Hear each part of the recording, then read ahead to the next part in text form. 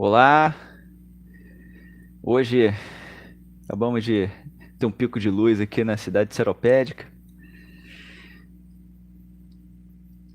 Começar a nossa live, nossa simples reflexão, né? Temos algumas considerações aqui a tecer, a contribuir.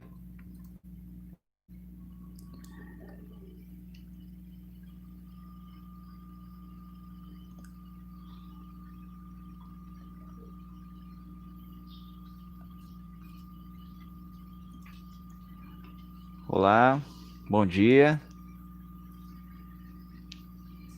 Sejam bem-vindos ao canal Reflexões e Caminho. Depois de um longo período sem qualquer manifestação, postagem, são 10 horas e 3 minutos. O nosso programa não é extenso, assim espero. É algo realmente bem simples de se fazer. Bom dia, Luiziene. Bom estar com você aí, né? Luiziene é uma irmã sempre nos acompanhando, né? A gente vai fazer algumas considerações sobre diversas perguntas que eu tenho recebido já há algum tempo, né? Eu estou com o equipamento improvisado, o meu computador não está funcionando, eu estou pelo celular por conta de um pico de luz, uma falta de luz, né? Que voltou às 10 horas da manhã, né? E a ideia hoje é responder a algumas perguntas que direcionaram para a gente, pessoas que acreditam e acompanham o nosso trabalho, certo? Boa parte dessas perguntas são sobre até a pandemia do coronavírus, o momento que nós vivemos hoje, embora tenha uma diversidade bem legal de perguntas, vamos tentar responder o máximo dos questionamentos que foram aqui apontados, né?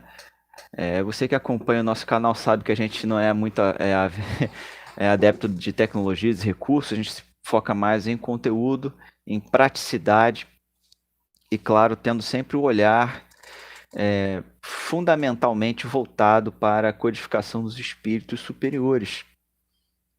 A nossa melhor referência aqui. Então, a ideia é dedicar os próximos 40 minutos ao esclarecimento de perguntas que direcionaram para a gente pelo WhatsApp, pelo e-mail, pela página no Facebook de Reflexões e Caminho, né? E que perguntam para nós em diversos momentos. Perfeito? E se alguém tiver alguma dúvida aí, nesse momento de transmissão, pode escrever que eu vou tentar pegar aqui. Se eu não responder logo hoje, depois eu dou um jeito de responder as questões que surgirem. Eu não tenho o objetivo de ter aqui nessa hora muitas pessoas assistindo, não divulguei largamente, né? Falei só com algumas pessoas, porque o objetivo maior é deixar esse vídeo gravado com as respostas para as perguntas que me encaminharam. Então vai ficar aí, né?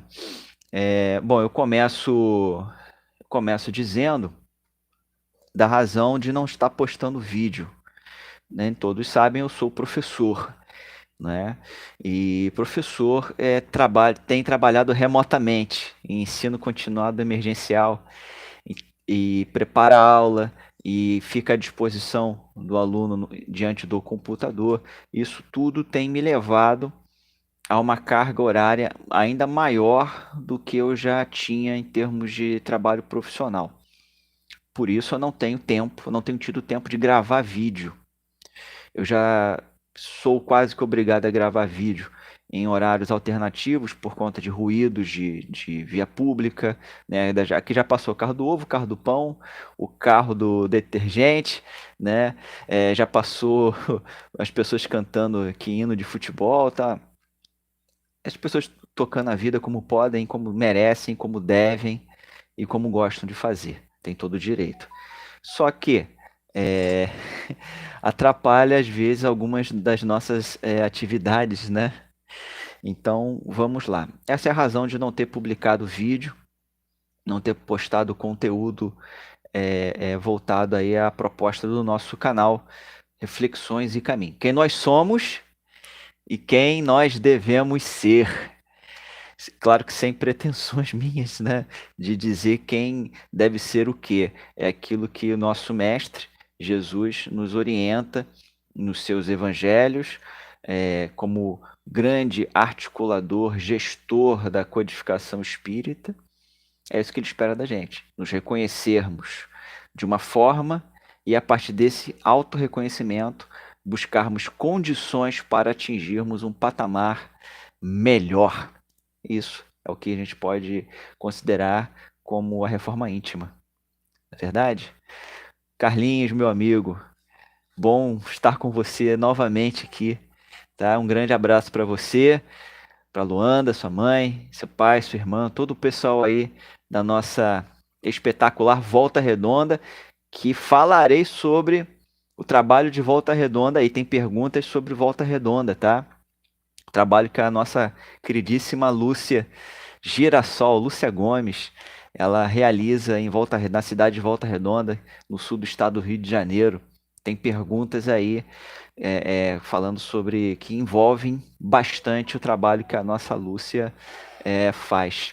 Beleza? Então vamos lá, vamos começar fazendo algumas considerações sobre a pandemia, né?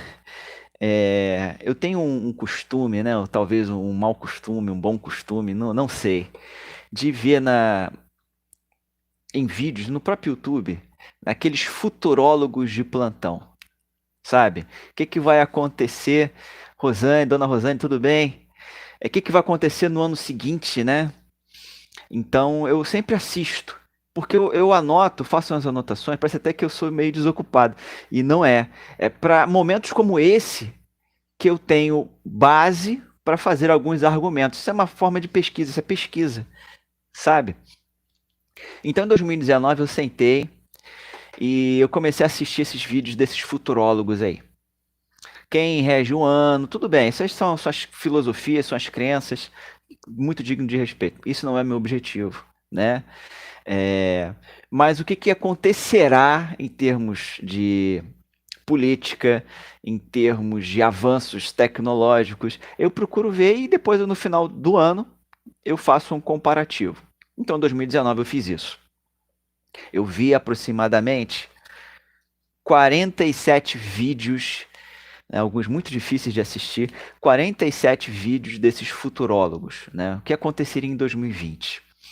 Claro, foi muito falado de morte de artista, separação de artista e coisas desse gênero, né? E ninguém falou que viria uma pandemia, sabe? Falando que teria conflitos armados, pessoas iam morrer, presidentes iriam, né, falar isso ou aquilo, né? E ninguém desses 47 comentou que viria uma grande desordem de nível global que afetaria a economia de uma forma inimaginada nos últimos 100 anos, sabe? Ninguém sabia, ninguém ponderou isso, né? Isso é digno de nota, porque leva para a gente uma reflexão, né? E Kardec ele se preocupava muito com isso, com essa questão de previsão do futuro, né? O que a gente merece saber, né? E mais, como a gente se preparar para o futuro de acordo com as nossas escolhas atuais. Por isso que eu faço esse trabalho de pesquisa de comparativo, sabe? E hoje a gente está aqui comprovando isso, porque já tem futurólogos falando de 2021. E esses futurólogos que estão falando de 2021 estão, quase todos que eu já pude ver, em desacordo com a prática científica. E essa é uma das perguntas que me escreveram. Tem mais de 400 perguntas aqui que me enviaram ao longo desse tempo que eu não pude fazer publicações, sabe? E eu acho isso muito sério, porque leva as pessoas a tomar decisões que podem prejudicá-las. Há um fanatismo, há uma histeria, e o espiritismo não combina com histeria, sabe?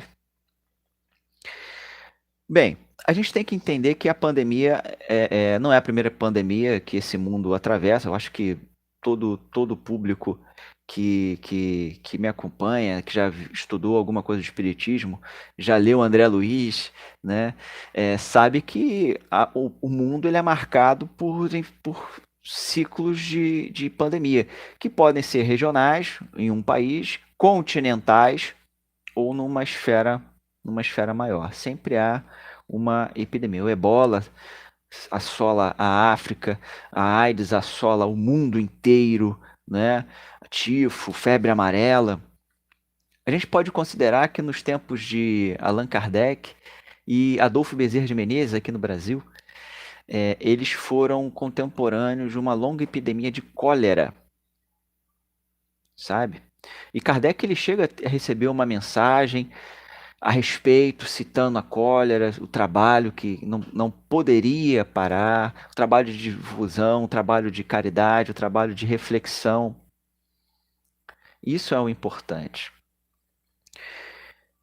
Alguns anos mais tarde, Eurípides Barçanufo, aqui também no Brasil, ele enfrenta, junto com outros confrades, eles vão enfrentar a gripe espanhola, que é interessante, a gripe espanhola ela não tem a sua origem na Espanha, sabe?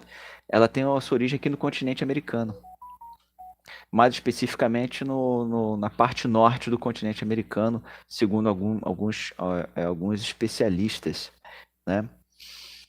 O que a gente pode ponderar, o que a gente pode considerar dessas experiências desses três grandes servidores do Cristo que eu citei? Denis Rivail, Allan Kardec, Adolfo Bezerra de Menezes, um médico, Denis Rivail como professor, Allan Kardec como professor, Eurípides Barçanufo como um professor farmacêutico, né? Ele tinha muitas competências, por assim dizer.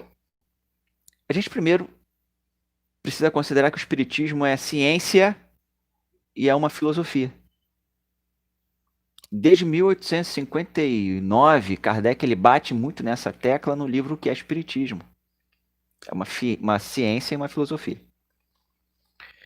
Certo? No primeiro momento, antes que comecem a pular por aí. E eles, como puderam, eles fizeram e muito para consolar as pessoas nessas épocas de pandemia.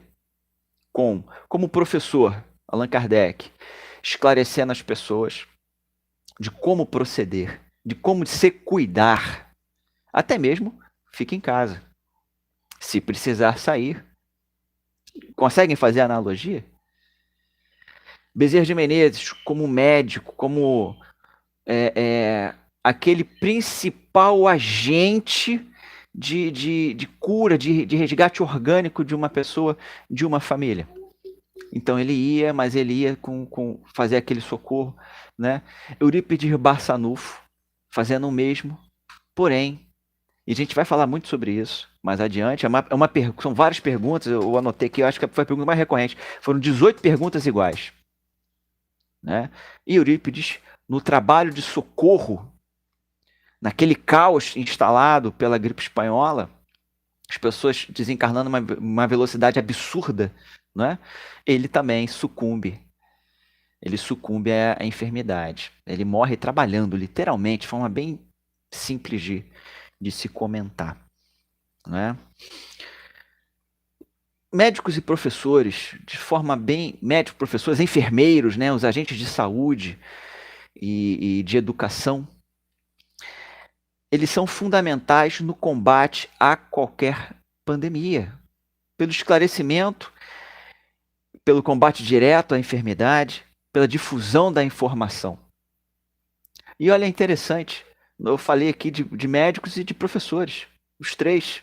Claro que temos outros, né, os policiais, mas nesses três casos, Eurípides Barçanufo, Allan Kardec e Bezerra de Menezes, eles tinham essa função e eles foram muito operosos, tanto na parte de esclarecimento como na parte de combate, conforme eu havia ponderado.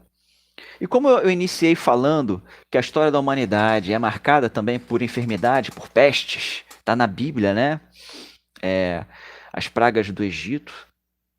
A gente pode considerar que a pandemia do Covid, do coronavírus, ela faz parte da transição planetária? Bastante gente me perguntou isso. Tem muitos oradores graduadíssimos falando sobre, muito legal, né? Tem mensagens psicografadas falando sobre também. Pela ótica do espiritismo, a gente precisa considerar que faz parte do planejamento educacional do nosso planeta. Olha como isso é interessante. A enfermidade, ela existe. Não vou entrar nessas balelas, acho que foi criado um laboratório, é uma arma química. Estou falando de espiritismo. Não cai nenhuma folha sem a permissão divina. A gente vai voltar a falar sobre isso mais adiante, mas muitas oportunidades surgiram com a pandemia. De aprendizagem, duras aprendizagens, mas são aprendizagens de valorização de si próprio, da vida, valorização de pequenos momentos, de acreditar na ciência. Olha, é a segunda vez que estou falando em ciência. Né? Então, é um momento difícil, mas é de aprendizado, muito aprendizado. Então, pela ótica da doutrina espírita, a pandemia ela faz parte, né? Porque acreditamos em um Deus detentor de todo conhecimento, excelso, soberano, justo e bom. Mais adiante, ainda falando sobre a pandemia, muita coisa, né, sobre a pandemia. Quais são os comentários que eu teria a tecer? Esse é um ponto sensível para Chuchu. Quais são os comentários que eu poderia tecer sobre aquelas instituições que fecharam, parcialmente, totalmente, né? Mudaram a sua rotina por conta da pandemia do coronavírus? Houve uma orientação da ciência, da academia, de médicos, cientistas, nos orientando a ficarmos recolhidos em nossa casa, para a nossa proteção. E esse é um ponto muito sensível, realmente. Eu já vi todos os lados dessa, não é nem moeda, é um quadrado, né? Sei lá. Mas o sofrimento ele não cessa. A pessoa não para de ter problema obsessivo, ela não para de ter vício, ela precisa de ter uma orientação externa. Então, muitas casas se reinventaram. Palestras doutrinárias que antes eram impensadas serem feitas pela internet começaram a acontecer. Grupos de estudo começaram a acontecer de forma online. É interessante que nesse horário que nós estamos agora é o horário, até agradeço aos meus irmãos do grupo de estudos espíritas, Fé em Alvorada, né? Um grupo de estudo doutrinário, estudo bem intenso, muito debate, seria o nosso horário de estudo, né? O Rafael, Walter, Luziene, Joana, Lili e outras pessoas, né, que cederam o nosso encontro hoje para que fosse feita essa live, né? Esse momento nosso aqui, que é o horário que eu posso. Muitas casas elas se reinventaram. Algumas casas passaram a fazer um trabalho mais restrito, fechado ao público, totalmente fechado ao público, ou até em caráter parcial. Algumas casas, após as primeiras semanas do coronavírus, começaram a retomar suas atividades. Por exemplo, numa sessão de desobsessão, só vai o corpo mediúnico, guardada assim a sua a segurança, né? E os assistidos eles ficam em casa, depois há um contato. Quer dizer, as pessoas se reinventaram. E é interessante que, conversando com muitos dirigentes, fala assim, a qualidade dos momentos de estudo melhorou. Porque antigamente a gente tinha nas palestras gente dormindo, gente que estava ali só por estar ali, só para ver a moda, só para dizer que está em algum lugar, só para querer aparecer. Os caras falando isso, os irmãos falando isso. E falando, não, agora não. Agora tem gente mais interessadas em assistir uma palestra online, porque não pode ver naquela hora, vê em outro momento que é mais confortável e aprende mais. Grupos de estudo acontecem com muito mais frequência agora e com uma qualidade melhor. Ah, mas e o passe magnético? Bom, mesma coisa. Há muito tempo se vê nas redes sociais a questão do passe online, porque o guia ele atravessa a parede, sabe? É mais uma concepção nossa do que uma coisa mais materialista nossa, do que bom sentido na coisa. O guia, ele se locomove, por assim dizer, na velocidade do pensamento. A gente só precisa se conectar com um alto. Ele vai ali, ministra o passe. Talvez seria um passe misto o melhor, né? Com o médium irradiado por um guia, é um passe misto. Mas é o que é possível e a espiritualidade nunca nos deixa desamparados. Então a gente consegue receber o tratamento que necessitamos, continua tendo atendimento fraterno.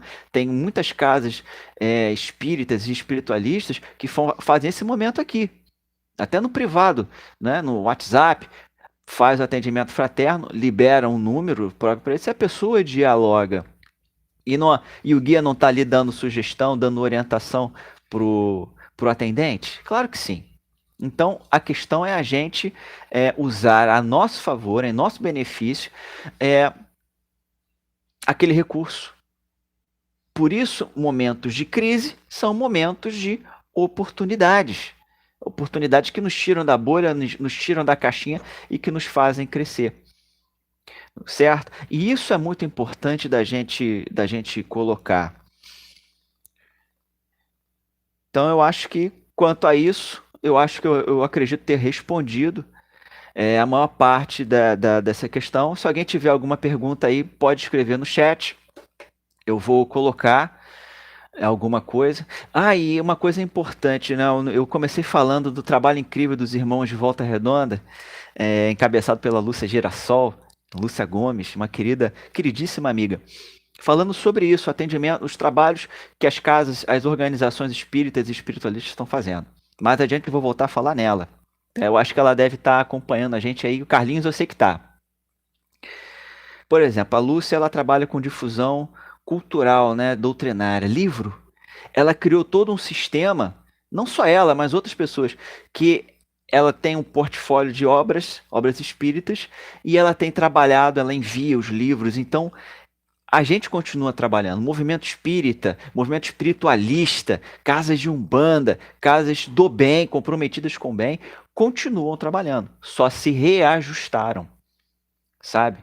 Tem casas de umbanda, que eu posso afiançar, que continua fazendo os seus trabalhos em caráter emergencial, com muito preparo, com orientação, estão fazendo, sabe?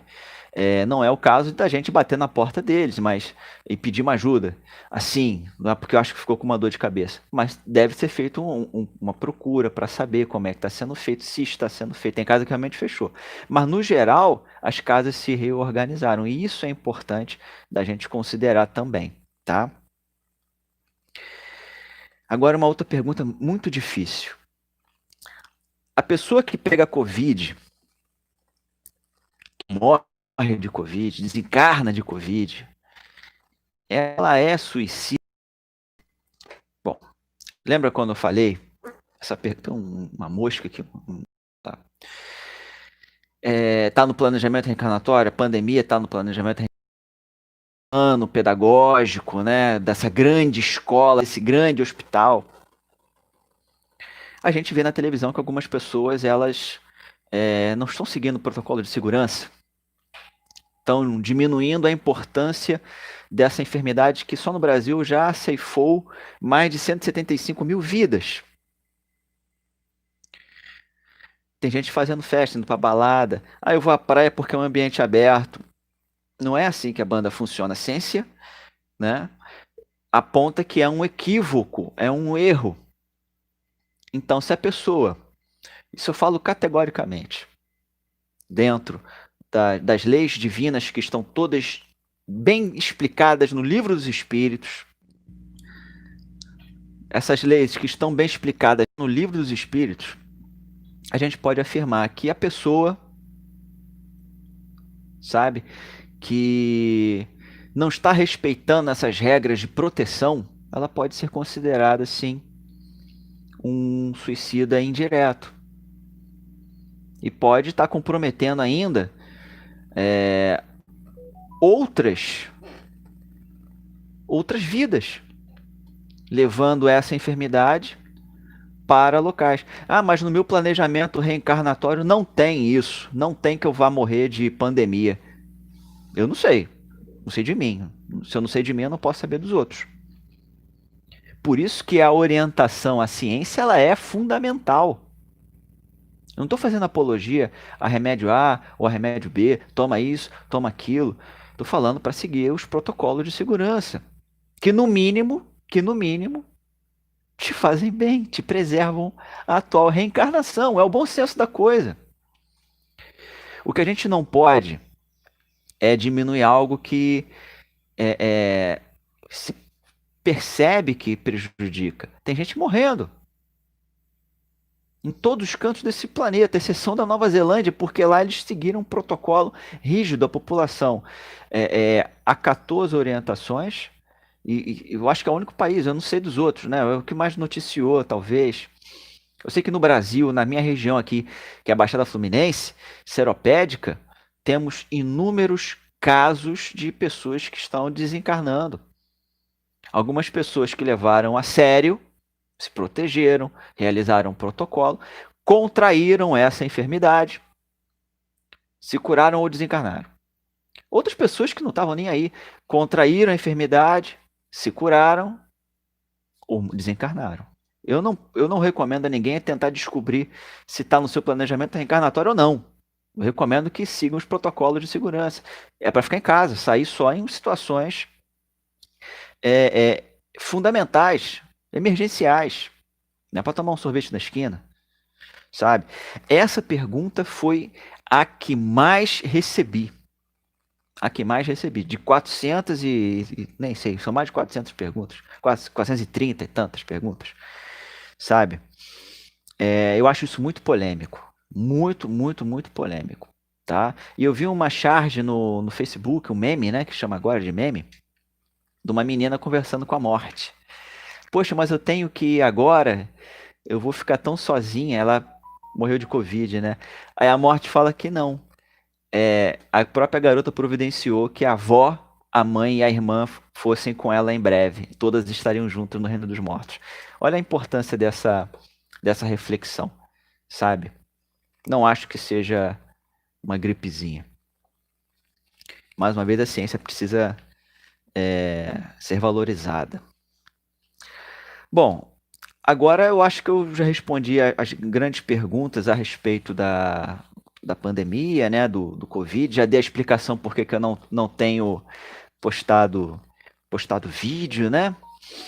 E agora eu vou entrar em alguns temas polêmicos também. O pessoal sabe que eu gosto de polêmica, eu gosto de um espírito mais combativo dentro da prática doutrinária.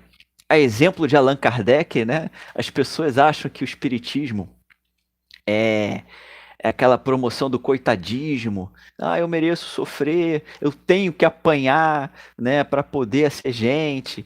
E eu tenho que ser extremamente manso, como carneirinho. Aí eu lembro assim, Allan Kardec era combativo pra caramba. Ele não dispensava nenhum debate. Leon Denis, então, mesma coisa. Extremamente proativos, bem posicionados, politizados. Bem diferente do que se fala hoje a respeito deles, né?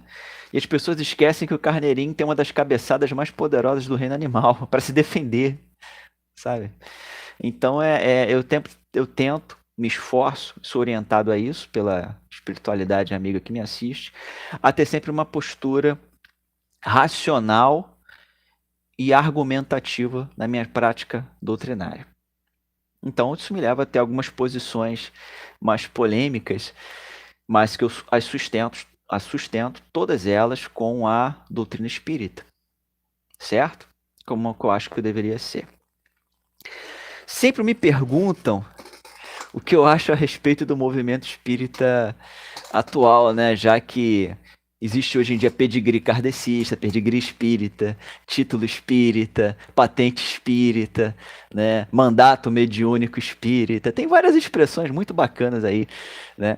E as pessoas até falam isso a meu respeito. Pô, Thiago, você tem que falar do seu pedigree espírita, porque você é filho, é neta, bisneta, é irmão, é sobrinho de um monte de gerações de espiritualistas, de espíritas e etc. Eu falei, pra quê? Sabe?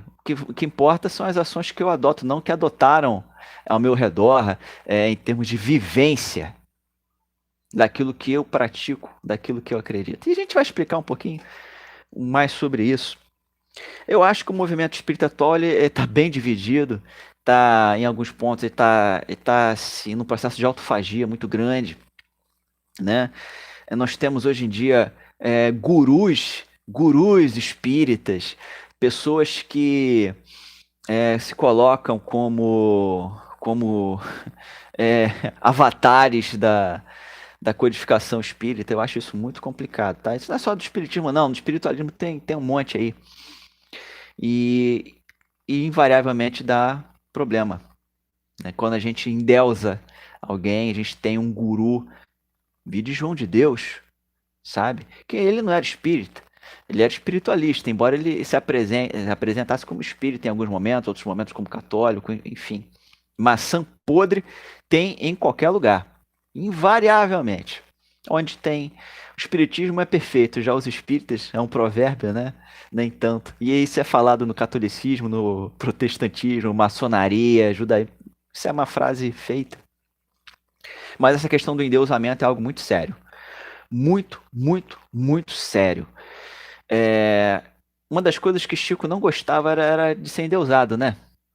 Chico Xavier, o apóstolo da mediunidade, né? O mineiro do século, o maior brasileiro, um dos maiores brasileiros de todos os tempos, enfim. Vários títulos. Mas ele não gostava. Era o cisco. Acontece que depois do desencarne do Chico, a meu ver, tá? A meu ver, tem gente que discorda de mim e eu não tô nem aí. Chico foi colocado num pedestal de santidade e de imperfeição, mudando até os seus hábitos alimentares. Por exemplo, tem muitos espíritas que são veganos, falam assim, não, mas é errado comer carne. Tem alguns programas no nosso canal que falam sobre isso. E Chico, ele nunca comia carne. Não comia... Tem casos, histórias do Chico, dele comer carne em excesso e passar mal. Ele gostava de um bife.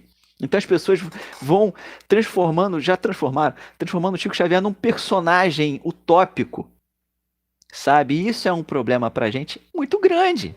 Porque qualquer erro, qualquer falha que ele possa ter, vão botar na conta da doutrina espírita. E se quebra essa credibilidade da doutrina espírita, sabe? E hoje em dia a gente tem um monte aí. Tem gente que ganha dinheiro fazendo palestra, fazendo show, contando as memórias do Chico, as confidências que Chico Xavier tem. Pô, eu sou um crítico disso danado. O Chico tinha tanta coisa para fazer, eu fico pensando assim, ele ficava 24 horas, em vez de ficar trabalhando para Jesus, trabalhando para a humanidade, trabalhando para seu burilamento individual, ele ficava fazendo futrica. Ficava fazendo fofoca, contando a vida dos outros, quem um foi, quem outro foi, onde está um, onde é que está outro. Sabe? Não faz o menor sentido isso, a meu ver. E tem gente que bate palma para esse tipo de situação que não acrescenta nada à formação moral das pessoas. E são as palestras que têm lotado. As pessoas pagam uma fábula para assistir esse tipo de coisa. Existem eventos só com esse objetivo. E Kardec, os ensinamentos que ele organizou, né, são colocados no escanteio do escanteio mesmo, longe. Não estou nem falando em Leon Denis, Hermínio Miranda, as obras desses caras, Leon Flammarion, sabe? Então, eu acho que o movimento espírita ele tem um norte, que é a moralização da humanidade através dos seus indivíduos. Isso não significa que a gente tem que ter uma sede central, como uma federação, por exemplo. Tá? Há muitas críticas a respeito da FEB, que eu sou um pouco cuidadoso para fazer, as contradições da FEB. Eu estou em alguns episódios falando sobre as contradições da FEB. É uma instituição gerida por pessoas, né, imperfeitas, tanto as encarnadas como as desencarnadas, mas que deve ser feito algumas autoavaliações. E quem sou eu, né, para ficar também beliscando em feridas? Mas existem autoavaliações que devem ser feitas. Toda instituição, por maior ou menor que seja, precisa fazer a sua autoavaliação. Será que estamos sendo úteis para a humanidade? Será que nós estamos sendo úteis ao bem? Ou será que estamos sendo úteis a interesses mesquinhos? Isso é uma reflexão, tá? Questão dos gurus, comecei a falar o esquecimento de nomes verdadeiros baluartes que muito contribuíram e contribuem com a causa do bem. Hoje em dia a gente vai numa casa espírita, a gente vê aquele quadro de avisos, né, os horários de estudo, já falei sobre isso também. A gente vê ali curso de Reiki, curso de as coisas draconianas, curso disso, autoajuda, cursos de psicologia, uma área fundamental, fantástica. Eu estudei um pouco psicologia como professor, e a gente não acha nada sobre as obras que a gente chama de as obras básicas, que é o livro dos médiuns, o livro dos espíritos, o Evangelho, segundo o Espiritismo, a Gênese, que é um ponto que teve um rebuliço enorme das edições terem sido adulteradas, né? Algumas edições, e esse resgate da Gênese, Céu e Inferno. Revista Espírita, então, não vejo quase nenhum grupo de estudo sobre a Revista Espírita, e é a obra basilar. Segundo Kardec, não é só o tal do Pentateuco que se fala aí. Pentateuco numa alusão à lei de Moisés, né? Os livros de Moisés. São mais de 5 livros. A gente coloca na codificação a Revista Espírita, porque era a forma mais ágil que Kardec tinha de jogar informação para a gente. Se escrever um livro hoje relativamente complexo, imagina 150 anos atrás. Mais de 150 anos atrás. Então, a revista era uma ferramenta que deve ser considerada também como obra basilar da codificação. Então a gente tem essas programações que são boas. Eu sou iniciado no Reiki, né? Eu posso falar um pouquinho sobre Reiki, mas eu entendo que ali, de repente, não seja o momento. É mais importante a gente falar sobre as obras espíritas fundamentais e, no segundo momento, as obras espíritas que nós, brasileiros, consideramos as obras subsequenciais, as complementares. As que não substituem as basilares, mas elas vêm acrescentar porque elas fixam informação. E eu sempre falo isso em cursos, em palestras, em rodas de conversa. Aí onde nós temos, sabe, as obras de Leon Denis, um gigante. Leon Denis, eu acho que é o maior filósofo espírita, sabe? Em muitos momentos, ele não só se iguala a Allan Kardec, né? Mas ele até ultrapassa Allan Kardec pela proposta que ele tinha. Kardec tinha muito trabalho de organização, e Leon Denis ele pegava aquela informação, depurava aquela informação e jogava aquela informação um patamar um pouquinho mais alto, refinando. É um trabalho lindo de complementação, de parceria espiritual kármica, porque se Kardec talvez não conseguisse continuar o trabalho, Leon Denis pegaria a enxada e continuaria. E isso é muito bonito, é o trabalho da espiritualidade, é o compromisso de almas. Nós temos as obras de André Luiz, e tem uma pergunta dificílima, muito difícil, sobre a qualidade das obras de André Luiz que me dirigiram aqui. Sabe? Uma pergunta realmente espinhosa, espinhosíssima. Eu tenho muito cuidado, porque eu tenho admiração pela obra de André Luiz. O que não me deixa cego. A gente tem que ter a capacidade analítica em cima disso. Né? Então o movimento espírita ele precisa, creio, que ser organizado. Não estou falando em umbandizar o kardecismo, tornar o kardecismo para enfatizar bem o espiritismo, tá? Aquela visão de Kardec. As pessoas às vezes se apresentam como kardecistas e se apresentam assim porque querem. Umbandizar, nada disso. Mas ele precisa se reposicionar. A gente está muito igrejista, a gente é muito coitadista. Igual aquela hiena do desenho quando eu era pequeno, tinha um desenho de uma hiena, que era até o Lima Duarte que dublava. Ó dia, ó azar, eu mereço sofrer. Nada disso. O espiritismo é proativo. Ele te dá ferramenta para enfrentar os desafios da sua encarnação. Aceitar, eu preciso sofrer. Ótimo. Eu errei no passado, eu preciso sofrer, agora eu sei que eu preciso sofrer para poder aprender. E eu vou ter as condições para enfrentar aquele desafio. Isso o espiritismo te proporciona. Ele não negocia. Se você fizer isso, você é salvo. Se você levantar o braço, não é. Não. Ele fala assim, você está sofrendo hoje por erros que você cometeu. Você vai continuar sofrendo se você ficar sentado aí. Se você levantar, arregaçar as mangas, o sofrimento vai passar. Quem nós somos e quem nós devemos ser. O homem velho que Paulo de Tarso falava. Então é isso. Exatamente isso que a gente precisa compreender. Questão dos gurus, esquecimento de nomes como Leon Denis, agora Hermínio Miranda, tem caído no esquecimento, sabe? E agora eu entro falando novamente do trabalho do pessoal de Volta Redonda, sabe? Anualmente, esse ano obviamente não rolou, acontece lá a Feira do Livro, a Festa do Livro Espírita. Virou até patrimônio da cidade, eu acho. Ele é organizado por uma equipe muito boa, né, dos grupos espíritas daquela região. Às vezes eu vou quando dá, né? E é legal que eles sempre deixam uma programação direcionada a refletir a Gênese por conta dessas transformações aí que a gente descobriu, né? Essas adulterações. A Leon Denis, e eu fico muito feliz de sempre ser lembrado pela Lúcia, né? Tiago, fala alguma coisinha sobre Leon Denis para nós aí, o porquê da vida, né? Sabe? Então sempre tem alguém falando, não eu, mas falando sobre Leon Denis, Hermínio Miranda. Hermínio Miranda, ele a última reencarnação dele, ele foi muitos anos ali, ele trabalhou na CSN. Então, fazem esse trabalho não de resgate, mas de manutenção da memória espírita, da cultura espírita, essa cultura espírita também, e da contribuição que esses gigantes nos legaram e que contribui para a nossa caminhada espiritual.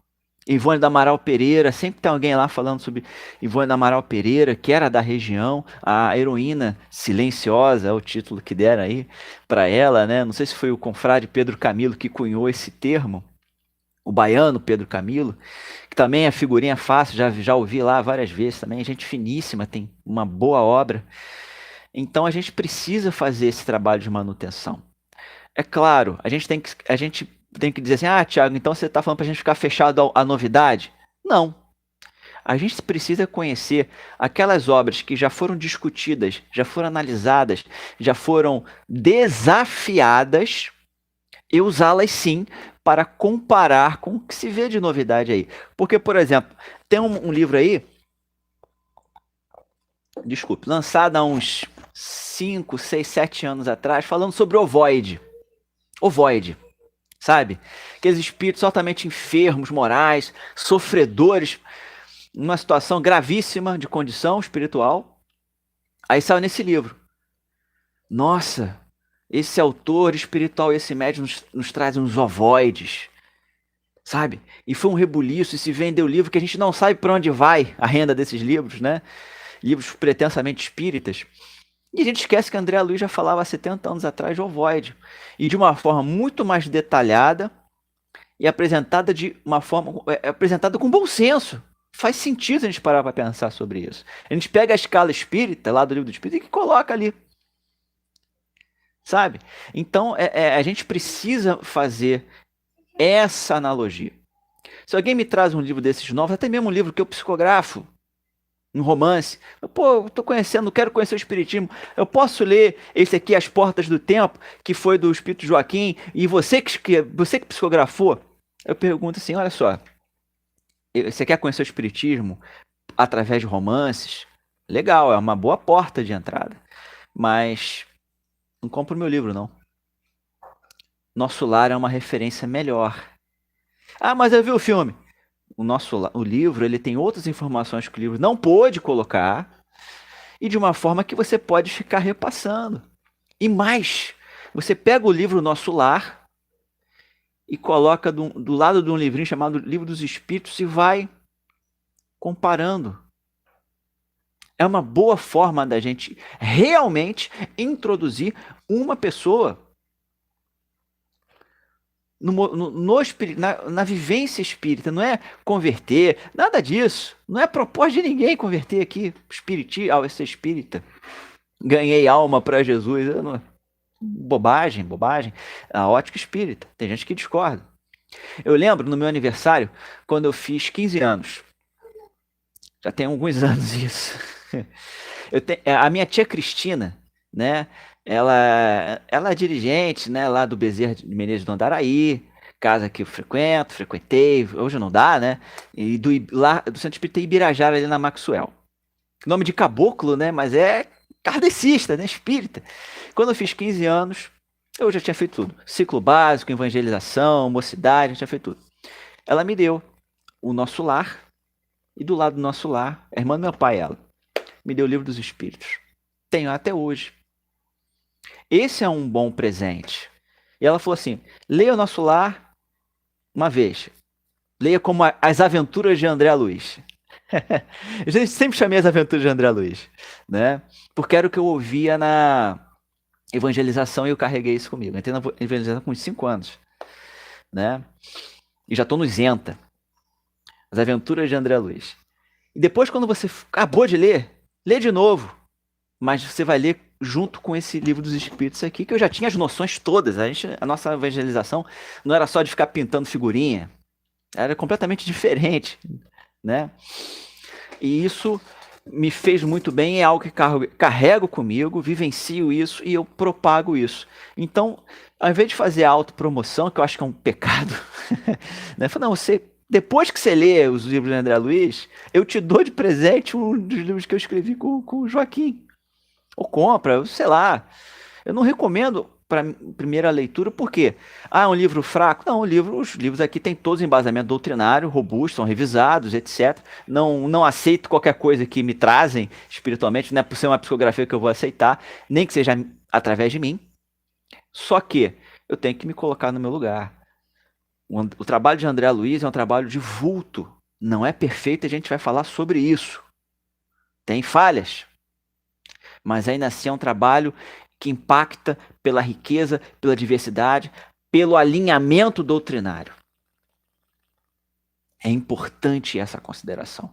Kardec ele se valeu de diversos médiuns, diversos espíritos.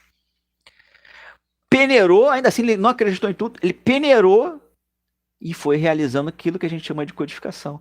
Hoje em dia a gente acredita em um médium, em um espírito, e quase sempre esses caras são polêmicos e contradizem o que o controle universal do ensinamento dos espíritos diz. Vários espíritos, multiplicidade de fontes.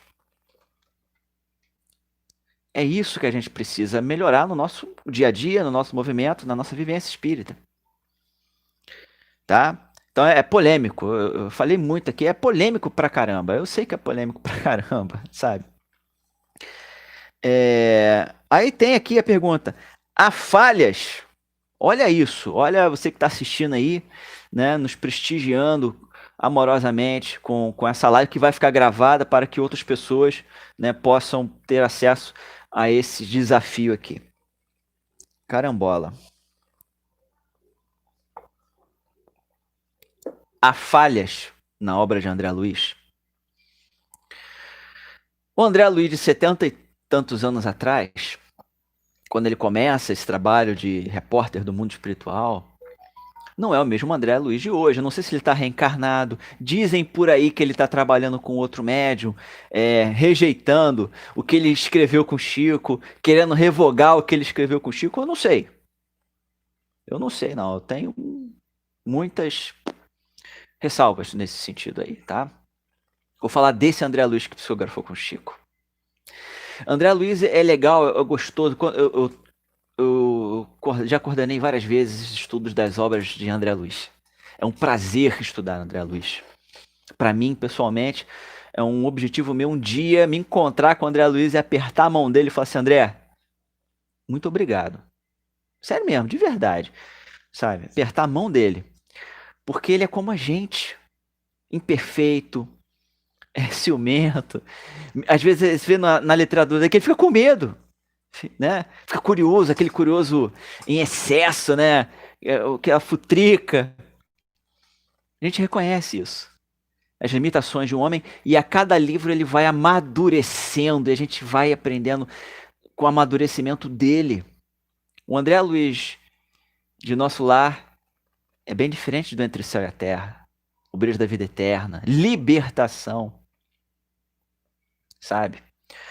E ele era supervisionado por Emmanuel, um espírito evangelizador muito bom, reconhecido. Eu costumo brincar com ele, na roda assim de amigos, de discussão, de reflexão, que ele era o quinto evangelista, porque poucos espíritos se dedicaram à difusão e aprofundamento do evangelho como Emmanuel fez, sabe? Então ele tem esse valor e deve ter esse reconhecimento. Ele é um evangelizador. Numa comparação, quem está dentro de uma escala espírita que a gente está planejando aqui, bolando agora aqui? André Luiz está aqui, Emmanuel está aqui. André Luiz é mais imperfeito que Emmanuel, beleza? Em termos morais, de conhecimento, forma simples de refletir a coisa. Embora Emmanuel esteja num patamar mais alto, ele ainda não é o espírito sabedor de tudo. Ele não é onisciente, Jesus é o mais sábio, é o maior espírito que passou a estar nesse planeta, sabe? Jesus é o governador espiritual do planeta Terra, segundo a ótica da doutrina espírita. E eu sustento isso pela ótica da doutrina espírita. Ah, mas o budismo, eu não sou budista. Gosto muito, conheço alguma coisa, mas é uma outra vivência. Certo? Então, nesse ponto eu paro por aí. André Luiz, embora tenha feito um esforço hercúleo para transmitir o máximo de informações saudáveis, ou seja, informações que nos fazem crescer, ainda tem alguns problemas na sua escrita, na sua transmissão da informação.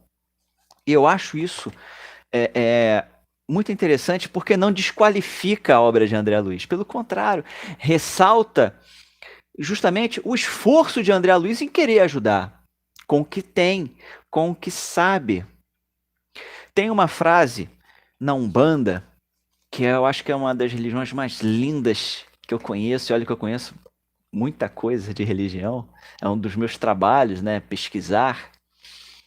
O Caboclo das Sete Encruzilhadas, ele falou isso em 1908.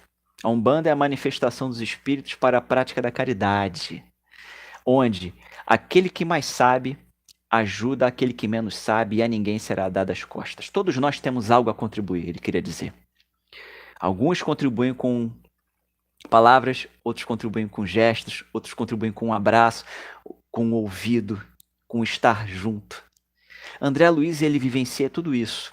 Estar junto, ver, ouvir, amparar, carregando. Mas algumas informações que ele deu, que são muito poucas, não condizem com a ciência. Por que eu estou falando isso? Porque quando a gente estuda André Luiz, quando a gente estuda qualquer obra, qualquer coisa, a gente senta, eu vou estudar. A gente tem que ter um espírito de isenção e de verificação. É isso que Kardec nos ensina. Por exemplo, um dos livros mais difíceis de André Luiz, acho que é esse aqui, na minha opinião. Mecanismos da Mediunidade. Tá? Esse é um livro que vai caracterizar ondas, vai falar sobre ciência, ciência, ciência, ciência, ciência, ciência, ciência. Hipnose, sabe? É um compilado de várias obras dele próprio, das experiências dele, de termos técnicos, um livro extremamente técnico. No entanto, André Luiz, nessa obra, é uma edição recente da FEB, da Federação Espírita Brasileira. Quando ele vai falar sobre química nuclear, ele vai falar sobre o contador Geiger, né? Questão de átomos. E ele coloca uma informação aqui que nessa edição minha, que é posterior a 1993, vai falar o seguinte. O parágrafo que André Luiz nos traz, tá aqui na página 32, tá? Você depois conferir, isso é muito importante. Isso é ciência. O parágrafo, conforme está escrito, parece dizer que o tempo de meia-vida depende da quantidade de material ou número de átomos de rádio, o que não condiz com o conhecimento que a ciência tem do assunto. Lembra Emmanuel, no prefácio, que André Luiz se serviu nesta obra de estudos e conclusões de cientistas da Terra, podendo, então, ter havido, quanto ao assunto em pauta, entendimento imperfeito. André Luiz não entendeu e passou o que ele não tinha entendido, repetiu, né? Ou do médium, Chico Xavier não compreendeu por uma limitação, nem tudo ele domina, né? Não conseguiu compreender o que André Luiz passou e registrou a informação errada. E é muito bom a Federação Espírita Brasileira ter registrado isso sem adulterar o texto original. Mas chama a nossa atenção. Vamos verificar a ciência, o que a ciência nos diz, e isso falta hoje pra gente. A gente aceita qualquer coisa que pegamos num livro que tá só porque tá escrito que é espírita. Sabe? E quando eu falo vamos estudar André Luiz com a codificação, é isso. Aí hoje nós temos os livros do Lar de Frei Luiz, nós temos livros bons, bacanas, que a gente vai fazendo um compilado que vai enriquecendo a nossa bagagem. Tá? Mas existem sim falhas na literatura de André Luiz que são documentadas, mas que não desabonam em nenhuma linha a obra desse grande espírito, desse grande amigo espiritual nosso, que é um espírito simples. Não sei nem se ele está reencarnado, como eu já disse, né? E isso vale para Emmanuel, e como vale para Emmanuel, vale para as obras de Bezerra de Menezes, ainda mais Bezerra de Menezes, que tem... Uma vez eu fui na gôndola na livraria Saraiva, lá na Rua do Ouvidor, tinham 50 livros de Bezerra de Menezes como autor espiritual. Com 10 ou... Voltamos. Opa, voltamos. Eu falava de Bezerra de Menezes, aqui a gente está com dificuldade de internet. Tava falando que eu estava na livraria Saraiva, há um tempo atrás, muito antes da pandemia, lá na Rua do Ouvidor, né? Eu acho até que essa loja... E tinham vários livros de Bezerra de Menezes como autor espiritual. 50 livros diferentes de Bezerra de Menezes, né? Aí eu comecei a contar, que eu tenho esse costume de analisar algumas coisas. Tinham mais de 10 médiuns que psicografaram Bezerra de Menezes. Eu peguei 2 livros aleatoriamente, pá, e abri assim. Parei umas 2 horas quase na minha tarde para comparar. Informações antagônicas entre si, entre aquelas 2 obras, e antagônicas com outras obras que eu havia lido, através de Chico, de Valdo, Raul, outros médios, sabe? Então a gente tem que tomar realmente muito cuidado, e a comparação, a análise, ela deve ser muito criteriosa. Isso enriquece a gente. Perfeito? Aí tem essa, para a gente já caminhar, né, para o nossa continuidade aqui. Falei sobre André Luiz. Fizeram uma pergunta para mim que eu acho que é meio pessoal, mas eu vou responder aqui porque tem 3 pessoas. Algumas pessoas já até sabem, né? Quem convive comigo já sabe que eu já respondi em esses momentos, em outros momentos aqui. Muito bem. Por que eu não faço palestra, palestra assim, né? Gente que faz 30 palestras no mês, né? Eu faço questão de não fazer isso. Primeiro pela vida profissional, pela vida familiar, mas sobretudo pelo cuidado que eu tenho em minha prática doutrinária, sabe? Tem gente que gosta muito de falar, mas não gosta de ouvir. E olha que eu falo muito, eu sei disso. Mas em todo momento, em toda a vida, quando sou convidado para fazer uma palestra, eu procuro saber qual é a linha de ação da casa, a linha doutrinária daquela casa ali, tá? Porque cada casa é um universo. Eu já fiz palestra em casa espírita kardecista, terreiro de Umbanda. Olha, o trabalho que a Umbanda tem feito, em muitos momentos, ela tem sido muito mais eficaz que muita casa tradicional aqui no estado do Rio de Janeiro, tá? Já fui falar de doutrina espírita em terreiro de Candomblé, sabe? Eu acho legal, eu vou, sabe? Mas eu sempre pergunto a linha doutrinária da casa. E eu já passei por algumas situações, e eu tenho alguns episódios do canal que eu respondo isso. Como ser um bom falador espírita, como ser um bom palestrante, sabe? Eu falo isso, dou algumas dicas, porque eu já vi cada situação esdrúxula da pessoa não receber informação nenhuma, chegar na tribuna, falar e ser convidado a se retirar, porque ofendeu a linha de trabalho da casa. E sem querer, né? Eu já fui receber convite para falar de Jean-Baptiste Rustang, enaltecendo a sua obra, como aquela obra revolucionária. Por exemplo, e eu sou um crítico dessa obra de J.B. Rustang, então eu não poderia falar. Então eu sempre pergunto isso, né? Eu já fui orientada a não falar de André Luiz em palestra. Eu já fui orientado a falar desses draconianos que a gente tem por aí, e algumas coisas eu não faço. Né? Se eu fosse falar dos draconianos, seria num grupo de estudo fechado, com o livro na mesa, com a codificação na. A gente está com problemas de conexão, a internet está caindo, eu tô aqui em dados, tá, pessoal? Então, se cair, é isso. Só vou terminar o raciocínio. Eu acho que uma palestra pública, existem várias formas de momentos doutrinários. Palestra doutrinária, grupo de estudo, evento. Uma palestra pública é para, muitas vezes, atender uma pessoa que está entrando ali no desespero, no susto, com medo, com curiosidade.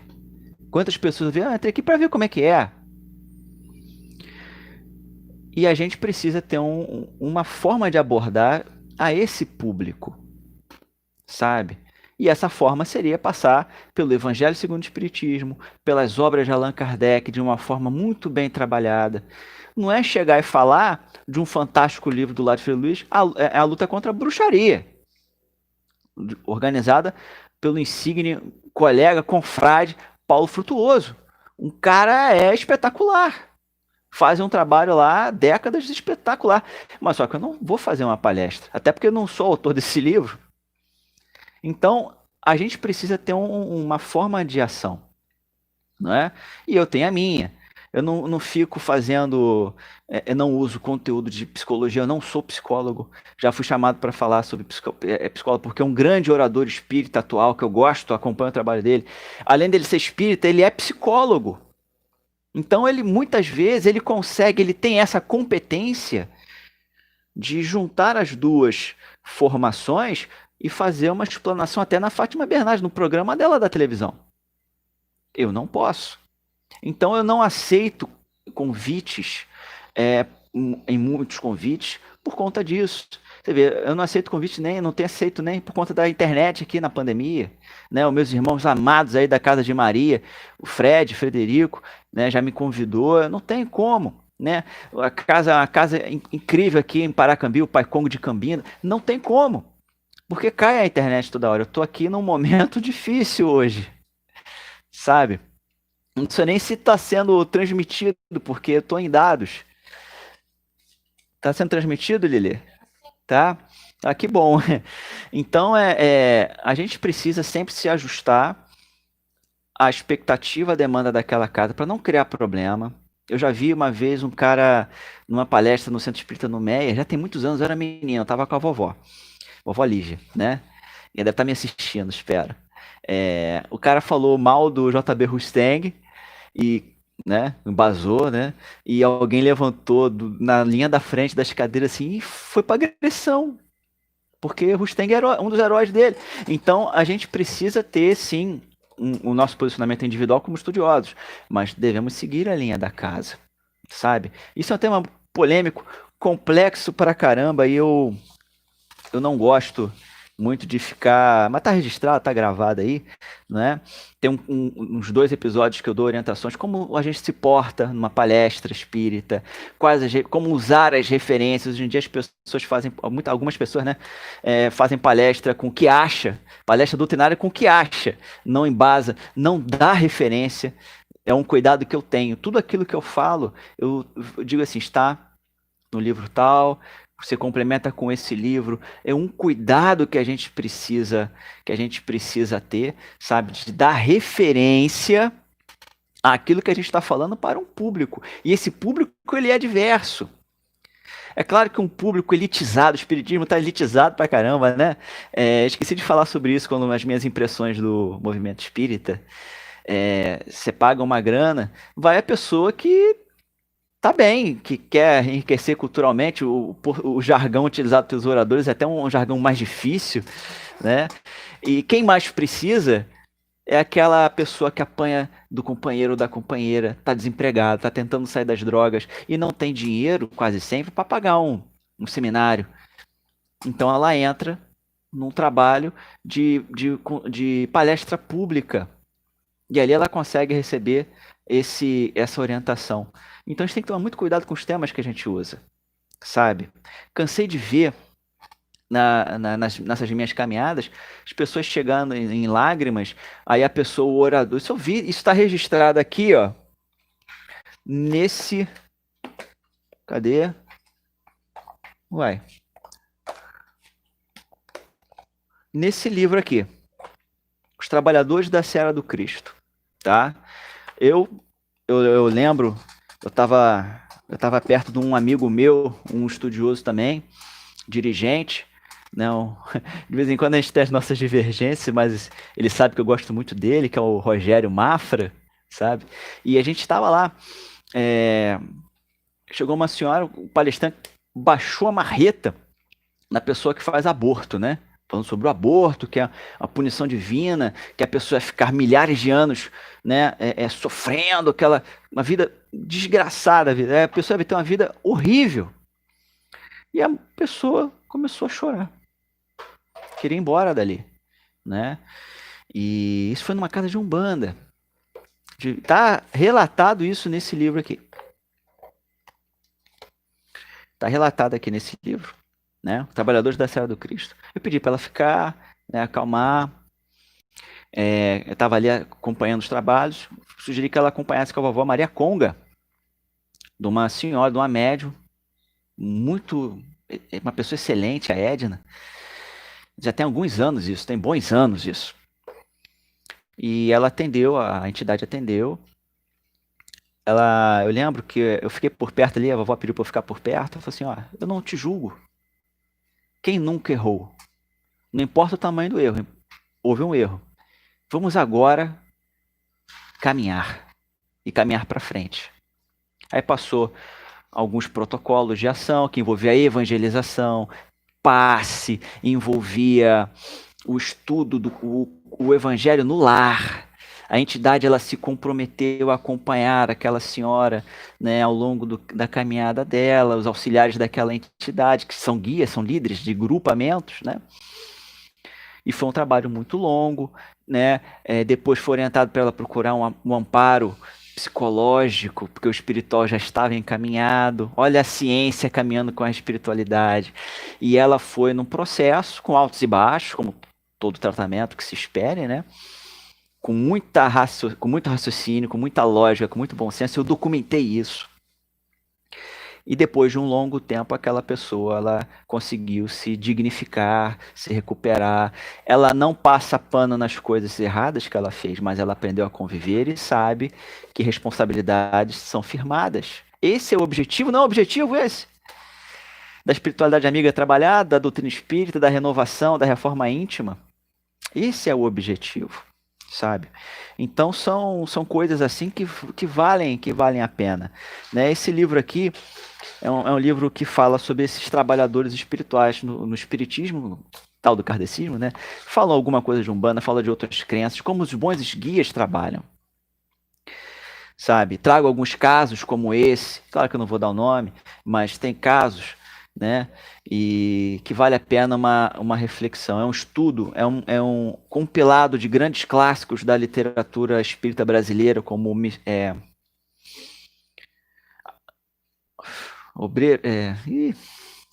são 5 livros principais e 20 livros citados, né? Loucura e Obsessão do Divaldo Franco e Manuel Filomeno de Miranda, né?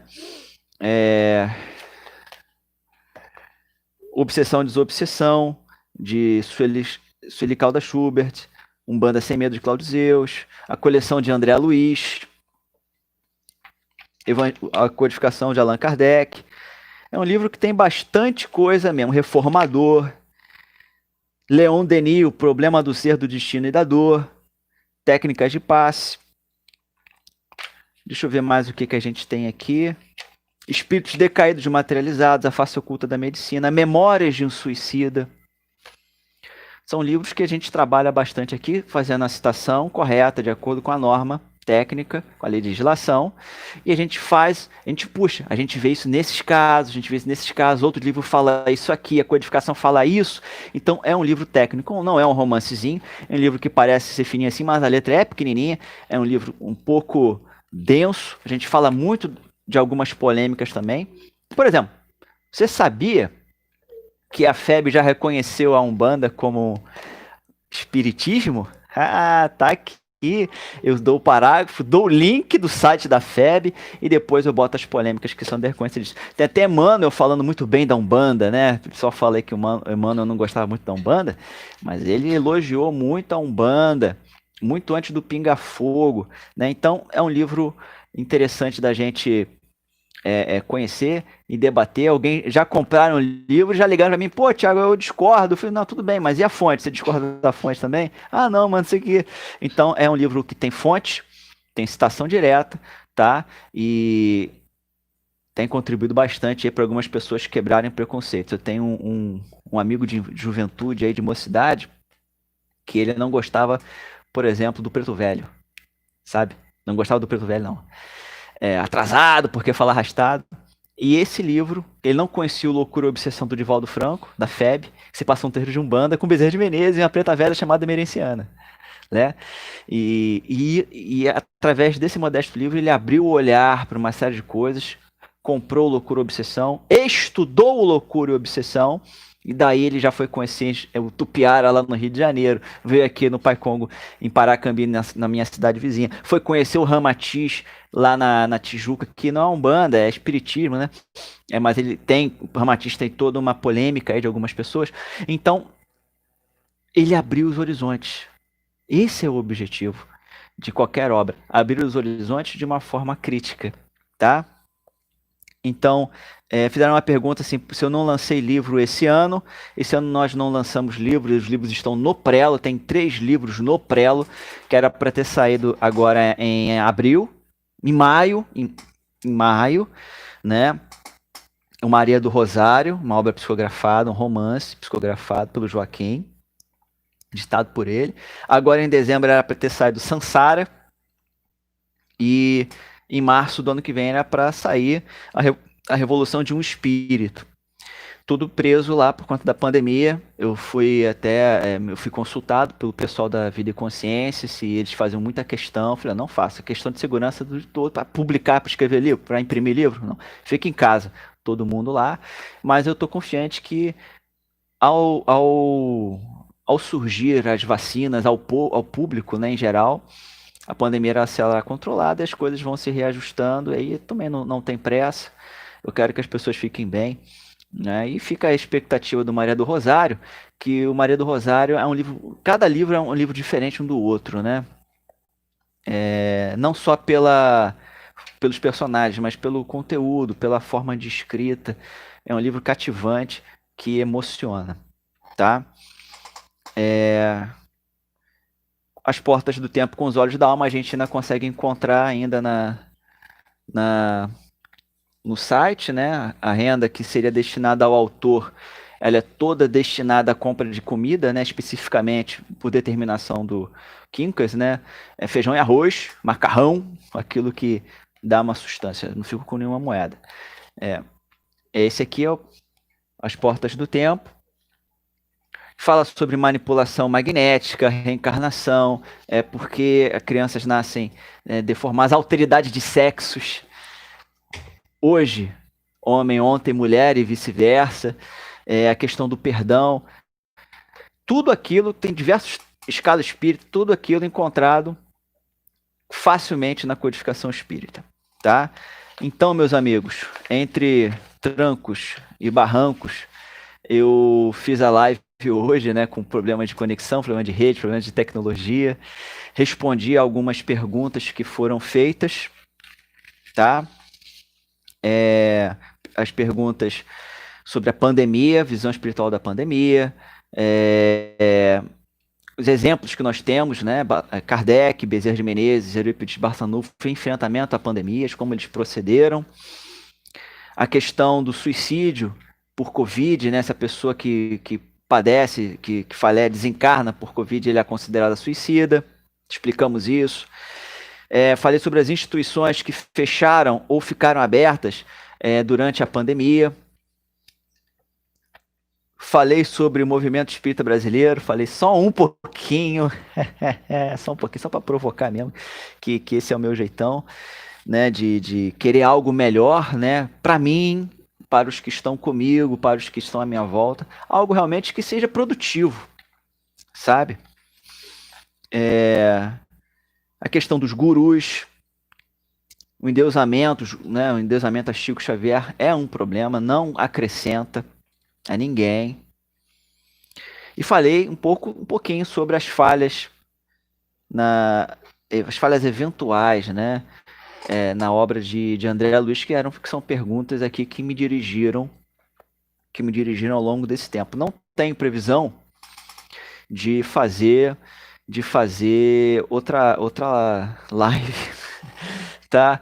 Eu repito, eu só fiz essa live para tentar condensar num único momento algumas perguntas que me dirigiram. São 432 perguntas.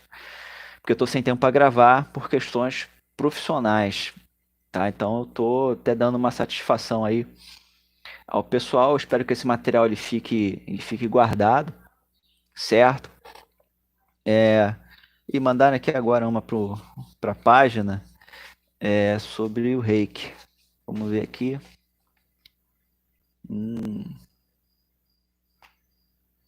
Deixa eu fechar o Face. Beleza. Bom, é aquilo.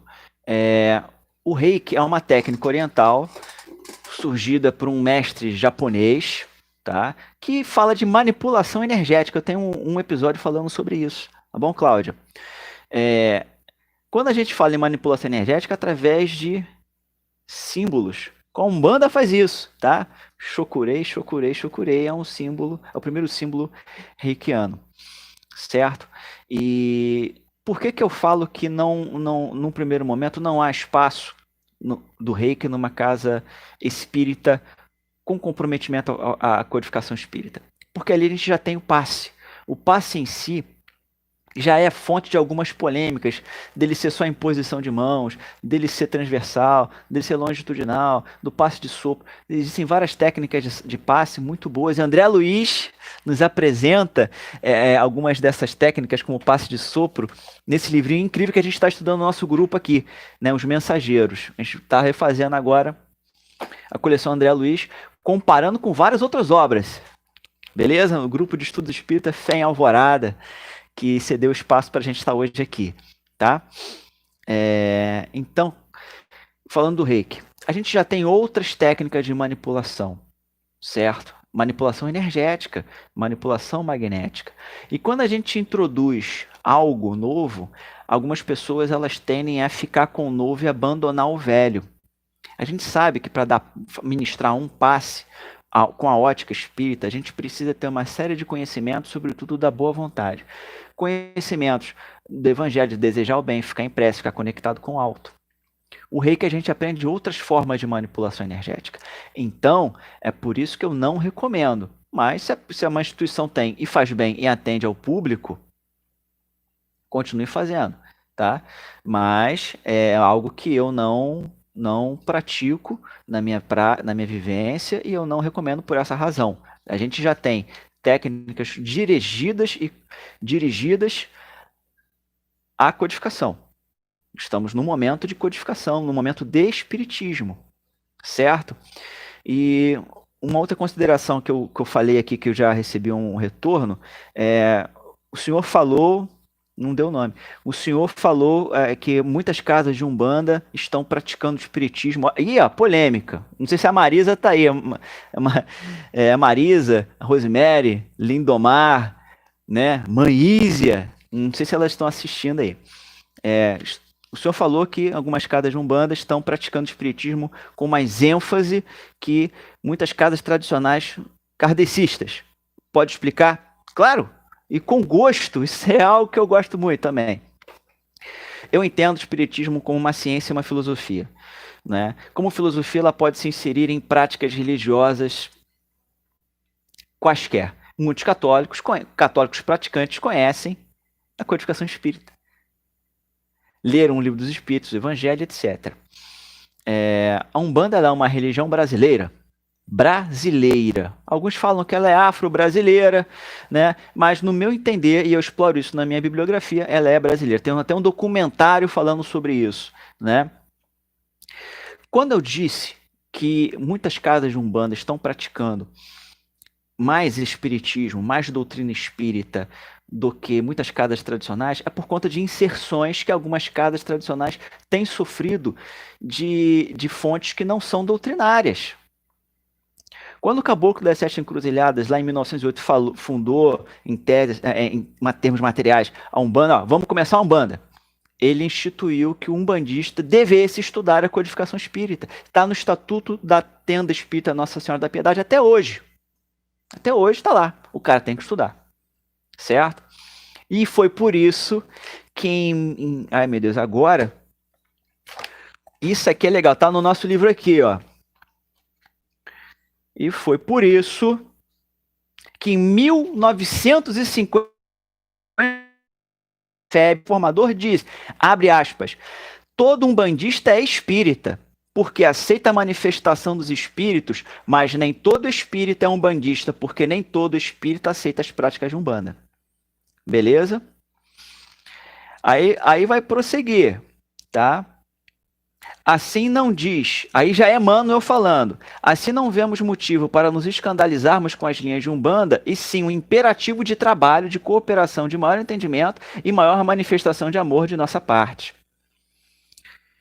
Aí tem aqui o Espiritismo, é simbolicamente como a escada de Jacó, em cujos degraus da ascensão à grande verdade há lugar para todos os adeptos de boa vontade, levando-lhe luz às que já assimilaram através das obras de Kardec e das que lhes são subsidiárias. Revista Reformador.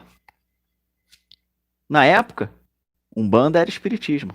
Está escrito aqui, claro que tem fragmentos inteiros, tem o link, está bem pontuado. E depois, em 78, a FEB muda, 25 anos depois, né? Ela tira isso, tá? A Umbanda não tem nada a ver com o espiritismo. Mas voltando à minha fala, o amigo aí que escreveu para mim. Eu posso citar algumas casas aqui que tem na sua programação, já citei a primeira casa de Umbanda, que tem na sua programação, sim, o estudo das obras básicas da codificação espírita. Pai Congo de Cambina e Paracambi, que tem grupo de trabalho, vários grupos de estudo, por exemplo, segunda-feira com a mãe Luciana, André Luiz. Nós temos às quartas-feiras as palestras doutrinárias todas embasadas, todas, palestras públicas, né, antes do atendimento com as entidades, todas embasadas no Evangelho segundo o Espiritismo. Quinta-feira, antes da palestra doutrinária pública e da desobsessão, a pessoa tem um grupo de estudo do Evangelho segundo o Espiritismo, que eu sou um dos instrutores. E aí depois tem a palestra pública também retirada da codificação espírita. Nós temos um grupo do Livro dos Médiuns, né? E isso falando do Pai Congo. Na cabana de Pai Tomé, que é comandada pela minha querida Marisa Costa, lá em Mesquita. Mesquita não, Nova Iguaçu. Eu nunca sei onde começa a Mesquita e termina Nova Iguaçu ali. Cabana do Pai Tomé. Um grande amigo ele, sabe? Pai Tomé é um amigão meu. E ele sabe disso. Lá também tem os grupos de estudo de formação doutrinária, sabe? O Cantinho da Esperança, que esse eu sei que é em Mesquita, com a Lindomar, mãe Lindomar, ela ainda é dirigente, no momento até onde eu sei, ela é do Antenor, que é uma casa antiquíssima, espírita, ela também é dirigente do Cantinho da Esperança com a vovó Baiana, também tem a sua formação doutrinária com Kardec mesmo. Nós temos a tenda São João Batista em Morro Azul, Paulo de Fronten, com a mãe Luciana, que ela vem de lá, né? Também tem a sua formação. Isso para ilustrar alguns exemplos. Tem a Rosemary, lá no Rio de Janeiro, a querida Rosemary, com a tenda de Umbanda Cabocla Jurema da Praia. Me perdoe, Rose, se eu errei. Também tem, já fiz palestra lá, já fiz palestra nos lugares todos. E são lugares incríveis. E que jogam o conteúdo no coração do seu adepto, conteúdo doutrinário, de uma forma prática, sem palavrório difícil, de uma forma realista, e assim tem conduzido almas. Tá, mas tem casa de Umbanda que não tem isso, que não gosta de Kardec, tudo bem. Mas tem casa de Kardec que Kardec está saindo fora também. Entendeu? Então a gente são propostas moralizadoras, são propostas bem sedimentadas. Eu só trouxe alguns exemplos, eu poderia falar de muitos outros, que aí eu ficaria o resto do dia dando o nome de casa aqui, né?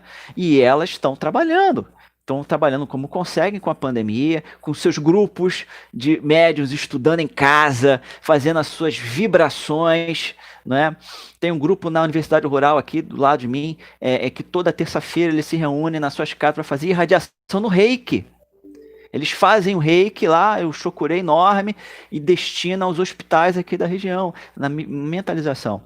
Então é por isso, amigo, que eu falo que muitas casas de Umbanda, o Tupiara também estuda muita codificação, lá na região do Meier, no Lins. Eu conheço essa casa, né, pertinho do meu lar natal, frequentei muito também, né, e a gente vê isso, tá? A Umbanda, ela estuda muito o kardecismo. No nosso documentário, Umbanda é assim, né? Umbanda é assim não, Umbanda, seu gesto é amar, fala-se nisso também, tá? A importância do espiritismo na Umbanda. E temos outro documentário que fala sobre os terríveis Exus, né? Os famigerados Exus, os incompreendidos Exus, chamado documentário assim, Exu é assim, também está no canal no YouTube. Então essas foram as duas perguntas que chegaram agora de bate-pronto, tá? Onde eu apresentei o meu olhar com a minha vivência dentro da codificação. E é isso, tá, pessoal? Foi uma live complicada, nós tivemos vários problemas aqui, mas eu espero ter sido o mais eficaz possível. Eu não tenho essa prática, embora eu fale, eu faça palestra, dê aula pra caramba, eu não tenho hábito de me comunicar aqui de forma ao vivo. Não sei nem se tem mais perguntas pelo chat do YouTube que eu não consigo ver. Eu só vi essas duas perguntas de agora, porque eu vi na página do Facebook, tá? Que abriu aqui, beleza? Então eu agradeço imensamente o carinho, a atenção de todos. Vai ficar guardado aí esse monte de coisa que eu falei, tá bom? E vamos todos seguir os protocolos da ciência. Vamos lembrar que Jesus, ele se manifesta também, os seus auxiliares, os seus falangeiros espirituais, os seus emissários, eles se manifestam através dos médicos, dos cientistas, tá? E vamos lembrar daquilo que eu falei, se a pessoa do suicídio e a Covid, tá? Eu falei logo no início, quem morre de Covid aí, tá? Não vamos dar asa à cobra, vamos nos cuidar, que em breve o reencontro ele não será só televisivo, ele será reencontro físico mesmo, com um abraço, com churrasco. Tem muito churrasco marcado aí, muito churrasco marcado, e para mim tem que ser refrigerante, né? E vamos tocando o barco com alegria, esperança, trabalho no bem e, claro, pensando quem nós somos e quem nós devemos ser. Brigadão, hein? Valeu. Encerro aqui.